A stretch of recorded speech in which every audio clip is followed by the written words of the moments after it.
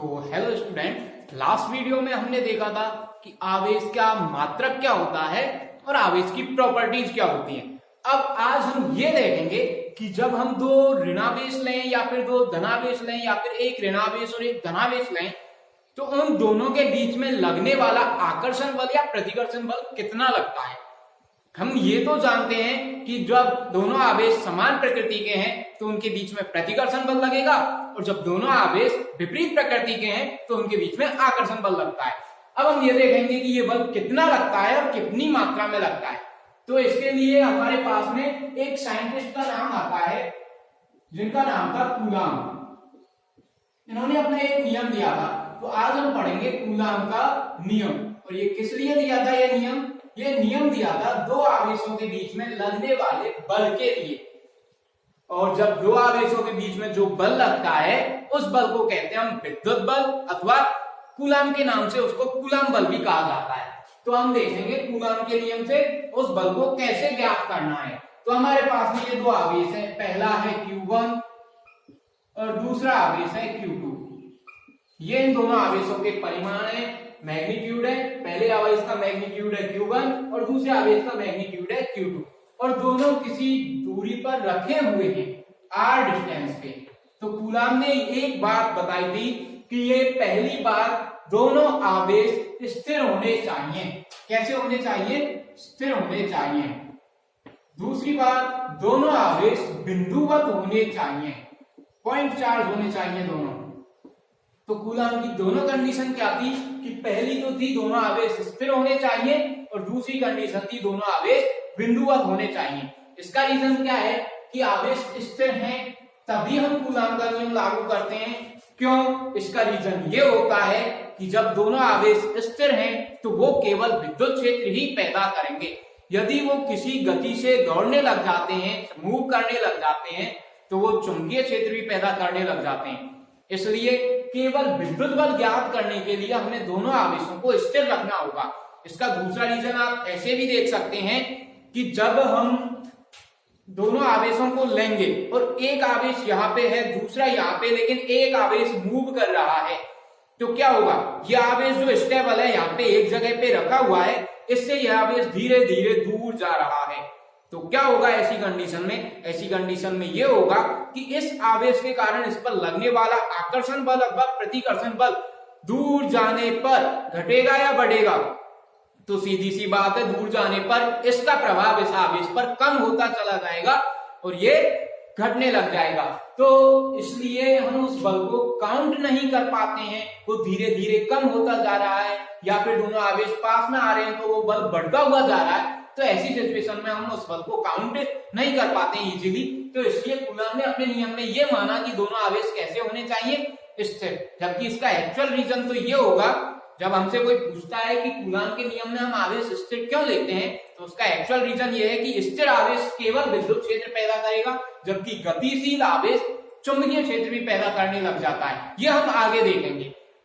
अभी हमें ये ध्यान रखना है कि हमें दोनों आवेश लेने हैं, वो कैसे होने चाहिए? स्थिर होने चाहिए। दूसरी कंडीशन, बिंदुवत होने चाहिए। बिंदुवत का मतलब क्या है? बिंदुवत का मतलब ये है कि दोनों आवेश पॉइंट के बराबर होने चाहिए, यही ना? ऐसा कुछ नहीं है। बिंदुवत का मतलब ये नहीं कि ये दोनों आवेश पॉइंट के बराबर हो, नहीं। एक बड़ा आवेश भी, एक फुटबॉल के आकार का आवेश भी बिंदुवत आवेश हो सकता है। उसका कारण क्या है? उसका एक डेफिनेशन होती है बिंदुवत आवेश की, वो देखिए क्या होती है। आपने 11th क्लास के अंतर्गत एक नियम पढ़ा होगा जिसे कहते हैं व्युत्क्रम वर्ग का नियम। व्युत्क्रम वर्ग का नियम।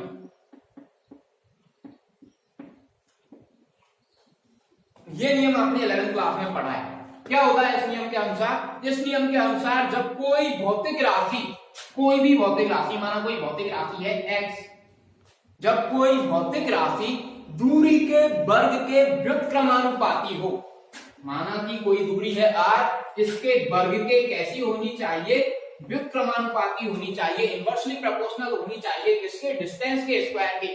तो हम कहेंगे कि यह भौतिक राशि व्युत्क्रम वर्ग के नियम की पालना कर रही है। तो क्या होता है व्युत्क्रम वर्ग का नियम? जब कोई भौतिक राशि यहाँ पर दूरी के वर्ग के व्युत्क्रमानुपाती हो तो हम कहते हैं कि वह भौतिक राशि विक्रम बल के नियम की पालना कर रही है।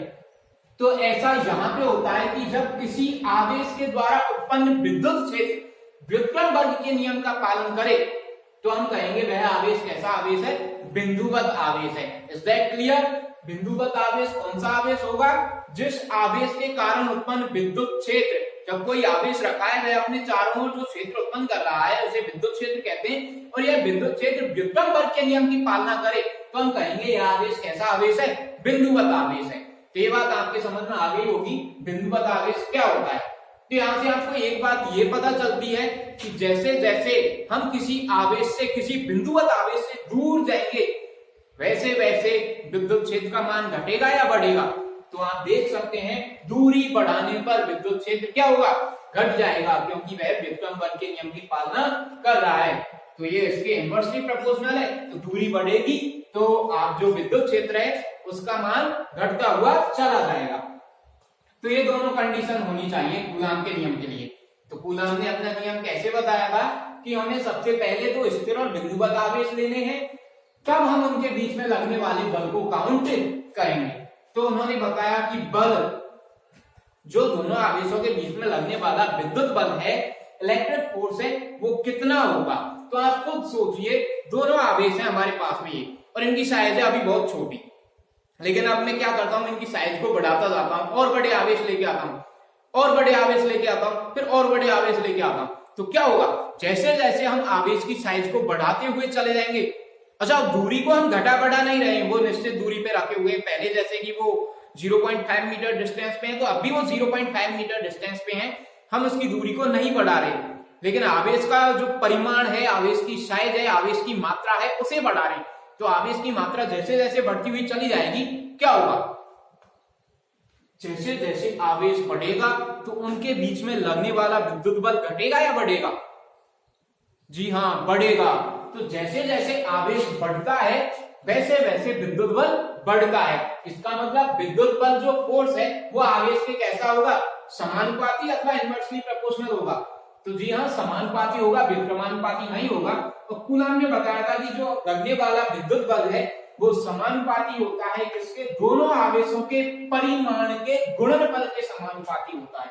तो हम दोनों आवेशों का परिमाण लेंगे, पहले आवेश का Q1, दूसरे का Q2, और दोनों का क्या ले लेंगे, गुणनफल ले लेंगे, दोनों का मल्टीप्लाई कर देंगे। तो जो लगने वाला विद्युत बल है F, वो प्रोपोर्शनल होगा किसके, Q1 into Q2 के। This is equation first. अब चूंकि इनके द्वारा उत्पन्न विद्युत क्षेत्र विक्रम वर्ग के नियम की पालना कर रहा है, तो बल भी विक्रम वर्ग के नियम की पालना करेगा, और दूरी के वर्ग के कैसा होगा, विक्रमानुपाती होगा। ये हो गई हमारे पास में इक्वेशन नंबर 2। तो हम देख सकते हैं कूलाम के नियम के अनुसार हम कहेंगे कि दो स्थिर एवं बिंदुवत आवेशों के मध्य लगने वाला विद्युत बल दोनों आवेशों के परिमाण के गुणनफल के तो कैसा होगा, समानुपाती होगा, जबकि उनके मध्य की दूरी के वर्ग के विक्रमानुपाती होता है। इस तरह से हमारे पास में दोनों इक्वेशन आती हैं। अब हम इन दोनों इक्वेशंस को लेकर के एक नया इक्वेशन बनाएंगे फ्रॉम इक्वेशन 1 एंड 2। हमने दोनों इक्वेशन लिए, तो हमारा फोर्स है वो प्रोपोर्शनल आएगा किसके, Q1 into Q2 के, और इनवर्सली प्रोपोर्शनल होगा R² के। ये हमारे पास में नई इक्वेशन बन जाती है। अब देखते हैं हम कि जब हम इस प्रोपोर्शनल को हटाएंगे तो हम एक समानुपाती स्थिरांक का प्रयोग करेंगे, जिसे कहते हैं हम K। F is equal to K into Q1 into Q2 upon R²। ये हुआ हमारे पास में फोर्स का फॉर्मूला। तो जो लगने वाला बल है दोनों आवेशों के मध्य में वो इतना होगा। यहाँ K क्या है, K यहाँ पर होता है समानुपाती स्थिरांक।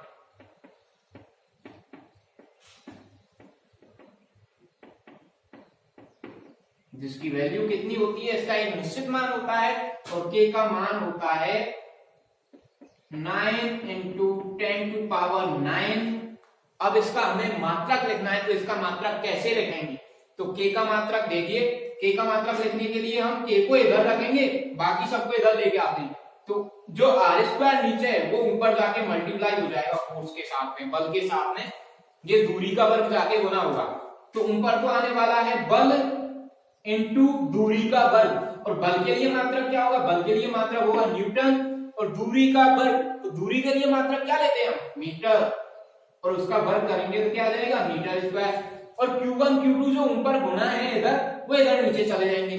तो Q1 आवेश, आवेश का मात्रक हमने पढ़ा है, आवेश का मात्रक क्या होता है, कूलम, तो यहाँ भी कूलम, यहाँ भी coulomb, coulomb into coulomb, coulomb square, ये कहां जाएगा, नीचे जाएगा, तो कूलम स्क्वायर नीचे आ गया। ये K का मात्रक हुआ क्या, न्यूटन इंटू मीटर स्क्वायर प्रति कूलम स्क्वायर।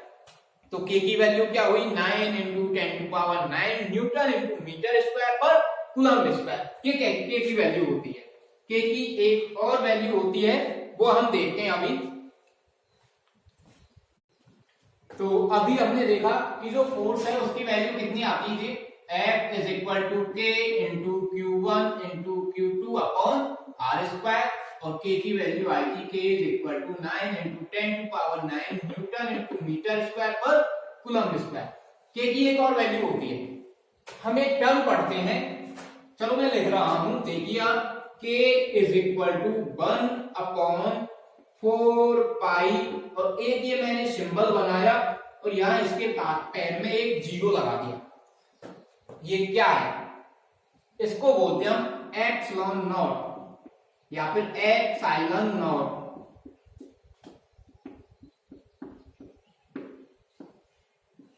क्या बोलते हैं इसे, एप्सिलॉन नॉट। तो K की वैल्यू होती है 1/4 pi epsilon naught. Epsilon naught क्या होती है, इसे कहते हैं हम, जहां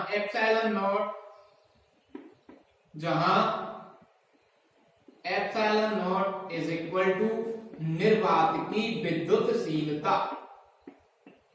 क्या कहते हैं इसे, निर्वात की विद्युतशीलता। क्या होती है निर्वात की विद्युतशीलता, ये विद्युतशीलता टर्म आप नया पढ़ रहे हैं, समझ लीजिए क्या होती है विद्युतशीलता। किसी भी माध्यम के लिए, अब कोई माध्यम नहीं है तो हम निर्वात लेते हैं, लेकिन यदि वहां पे कोई और माध्यम भरा हुआ है, पानी है, कांच है, कोई भी अन्य माध्यम है, तो किसी भी माध्यम के लिए उसकी विद्युतशीलता को हम इस प्रकार से डिफाइन करेंगे कि जब उस माध्यम से विद्युत क्षेत्र को निकाला जाए तो वह उस विद्युत क्षेत्र को कितना धारण करता है, खुद अपने आप में कितना एब्जॉर्ब करता है और उसको कितना जाने देता है, तो उसे डिफाइन करते हैं हम किससे, विद्युतशीलता से। और ये प्रत्येक माध्यम के लिए एक फिक्स वैल्यू होती है, एक फिक्स मान होता है इसका। जैसे कि निर्वात के लिए इसका मान कितना होता है, तो निर्वात के लिए इसका मान होता है epsilon naught is equal to 8.85 into 10⁻⁻12, और इसका मात्रक लिखेंगे तो आप देख सकते हैं K के व्युत्क्रमानुपाती है ये। एप्सिलॉन नॉट K के कैसी है, व्युत्क्रमानुपाती है, तो जो K का मात्रक होता है उसका उल्टा इसका मात्रक होगा एप्सिलॉन नॉट का। तो K का मात्रक ये रहा और इसका उल्टा करेंगे तो मात्रक आएगा हमारे पास में c² upon newton into metre square. ये एप्सिलॉन नॉट की वैल्यू होती है हमारे पास में। और क्या होती है एप्सिलॉन नॉट, निर्वात की विद्युतशीलता। तो अब इसमें हम जब फोर्स को एप्सिलॉन नॉट की टर्म में लिखेंगे तो कैसे लिखेंगे, F is equal to K, और K की वैल्यू क्या लेंगे हम, 1/4 पाई एप्सिलॉन नॉट, जो हमने यहां पे लिखी है K की वैल्यू ये लेंगे, into Q1 into Q2 upon R square. ये फोर्स का नया फॉर्मूला बन के आता है। ये हो गई हमारे पास में इक्वेशन नंबर, इसको दे देते हैं इक्वेशन नंबर 3, और ये हो गई इक्वेशन नंबर 4। तो हमारे पास में विद्युत बल के लिए एप्सिलॉन नॉट के पदों में ये सूत्र आता है। अब यहां से हम एप्सिलॉन नॉट की विमा निकालते हैं। एप्सिलॉन नॉट की विमा क्या होती है, देखिए एप्सिलॉन नॉट की विमा,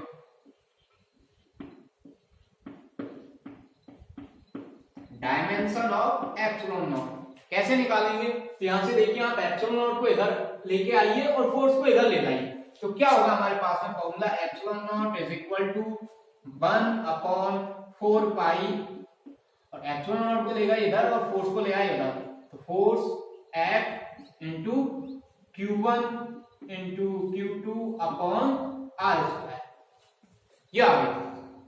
अब देखते हैं हम एप्सिलॉन नॉट के लिए डायमेंशन, तो क्या देखेंगे हम डायमेंशन इसकी, 1, इसकी कोई डायमेंशन नहीं होती। हमने पढ़ा था 11th क्लास में कि शुद्ध संख्याओं की, प्योर नंबर्स की कोई विमा नहीं होती है। Q1 आवेश, और आवेश की विमा हमने पढ़ी है, क्या होती है? A1 T1, फिर Q2 की A1 T1, वही आवेश है दोनों, तो दोनों की विमा यही होगी 4 पाई। ये दोनों शुद्ध संख्या है, इनकी कोई विमा नहीं है। फोर्स, बल की विमा क्या होती है? तो बल की विमा होती है M1 L1 T-2। ऐसे दूरी की विमा क्या होगी? L1, और पावर कितनी है? 2। तो क्या हो गई एप्सिलॉन नॉट की विमा? एप्सिलॉन नॉट की विमा लिखेंगे हम M L T और A के पदों में, तो क्या होगी? M की पावर, ये रही M की पावर 1, ऊपर ले जाएंगे तो क्या हो जाएगी? -1। L यहाँ पे है एक, तो और एक यहाँ पे L की पावर 1 है, यहाँ L की पावर 1 दो बार है, तो 2 ये हुई और एक ये, तो कितनी हो गई? 3, और ऊपर लेके जाते हैं तो -3। T की पावर देखते हैं, तो T की पावर यहाँ नीचे -2, ऊपर जाएगी +2 हो जाएगी, और ऊपर एक T ये रहा, एक T ये रहा, तो 1 and 1 2 ये और +2 ये, तो कितनी हो गई T की पावर? T की पावर हो गई 4। A की पावर 1 एंड A की पावर 1, तो A की पावर कितनी हो गई? 2। तो ये हुई हमारे पास में एप्सिलॉन नॉट की विमा।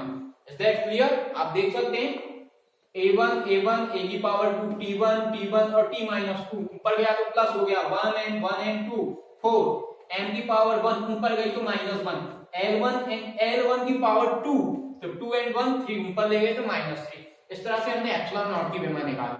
तो हमने एप्सिलॉन नॉट की विमा के बारे में देखा अभी कि एप्सिलॉन नॉट की विमा कैसे निकालते हैं। अब हम बात करते हैं कि जब दोनों आवेश निर्वात में ना हो। अभी तो हम दोनों आवेशों को कहां रख रहे थे? निर्वात में, मतलब उन दोनों के बीच में कोई माध्यम नहीं था। लेकिन अब हम क्या करते हैं कि Q1 आवेश को और Q2 आवेश को, जिनके बीच में दूरी r है, किसी माध्यम के अंदर रख देते हैं। तो जब किसी माध्यम के अंदर रखेंगे तो बल पर क्या प्रभाव पड़ेगा वह देखते हैं। तो पहली चीज तो हम बल का फॉर्मूला कैसे लिखेंगे ये देखेंगे। माना कोई माध्यम हमने जो यहाँ पे भरा है, इनके बीच में, दोनों आवेशों के बीच में, उसकी विद्युतशीलता है एप्सिलॉन।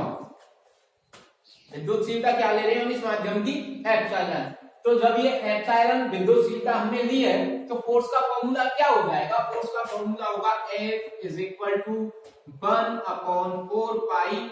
और अब निर्वात की विद्युतशीलता के स्थान पर हम किसकी विद्युतशीलता लेंगे? माध्यम की। और माध्यम की विद्युतशीलता क्या है? Epsilon × Q1 Q2/r²। ये हो गया किसी माध्यम के लिए बल। F कहां पर? मीडियम में। तो मीडियम में किसी भी माध्यम में बल निकालने के लिए हम ये फॉर्मूला काम में लेंगे। अच्छा, हम बात कर रहे थे कि इस बल पर माध्यम का क्या प्रभाव पड़ने वाला है। तो देखिए, माध्यम भी हम यहाँ पर दो प्रकार के लेते हैं। एक माध्यम तो होता है कुचालक और दूसरा माध्यम हो सकता है आपका सुचालक। तो जब हम कुचालक माध्यम लेते हैं तो बल का मान हो जाएगा कम। दोनों आवेशों के बीच में लगने वाला बल कैसा हो जाएगा? कम हो जाएगा। और जब हम सुचालक माध्यम लेते हैं तो बल कैसा हो जाएगा? शून्य हो जाएगा। ऐसा क्यों होता है? देखिए, हमने क्या किया कि हमारे पास में दोनों आवेश ये रहे और हमने इनके बीच में कोई लकड़ी रख दी। लकड़ी कैसा माध्यम है? कुचालक माध्यम है। तो क्या होगा? ये आवेश इस दूसरे आवेश पर जो बल लगा रहा था, उस बल में क्या आएगी? कमी आएगी या बढ़ जाएगा वो बल? कमी आएगी। क्यों? जो लकड़ी है वो इसमें से होकर के इसके विद्युत क्षेत्र को आसानी से प्रभावित नहीं होने देगा, और जैसे ही विद्युत क्षेत्र इधर कम पहुंचेगा तो इस वाले आवेश पर लगने वाला बल कैसा हो जाएगा? कम हो जाएगा। तो माध्यम कुचालक लेते हैं तो बल कैसा हो जाता है? कम हो जाता है। जबकि माध्यम हम सुचालक लें तब ये बल शून्य क्यों हो जाता है? तो देखिए, हमने लोहे का टुकड़ा या एक तांबे का टुकड़ा रख देते हैं दोनों आवेशों के बीच में। अब जैसे ही ये आवेश इधर है, एक आवेश इधर है, और ये बीच में जहां मेरा हाथ है, यहाँ पे कोई लोहे का टुकड़ा रखा हुआ है, तो ये आवेश जैसे ही विद्युत क्षेत्र पैदा करेगा, वह विद्युत क्षेत्र इस लोहे के टुकड़े में प्रवाहित होगा। और जबकि यह सुचालक है तो वह विद्युत क्षेत्र केवल यहीं तक ही सीमित रह जाएगा इस सुचालक माध्यम में, इसको क्रॉस करके इधर नहीं पहुंचेगा। तो जब ये इसमें से होकर के यहाँ पहुंचेगा नहीं विद्युत क्षेत्र, तो इस आवेश पर इस वाले आवेश के कारण जो विद्युत क्षेत्र है वो कोई बल नहीं लगाएगा। तो हम देखेंगे जब सुचालक माध्यम हम दोनों आवेशों के मध्य भर दें तो दोनों आवेशों के बीच में किसी भी तरह से कोई बल नहीं लगता है। तो इस प्रकार से हम कहेंगे कि सुचालक माध्यम लेने पर लगने वाला बल क्या हो जाता है, शून्य हो जाता है। आज के लिए हम बस इतना ही देखने वाले हैं। अब हम नेक्स्ट पढ़ेंगे परावैद्युता और उसके बाद में पढ़ेंगे कूलॉम के नियम का सदिश निरूपण। तो जब हम कूलॉम के नियम का सदिश निरूपण पढ़ते हैं तो वहां पर आपको जो आपने 11वीं क्लास में वेक्टर पढ़े, सदिश पढ़े हैं, वहां एक नियम पढ़ा है सदिशों का त्रिभुज नियम, वो काम में आने वाला है। तो एक बार बेटर होगा कि आप उस नियम को अपने हिसाब से देख लें, एक बार उस पर नजर फेर लें, तो थोड़ा इजी रहेगा आपके लिए। और अदरवाइज में वैसे भी बहुत इजी है और मोस्ट इंपॉर्टेंट टॉपिक है।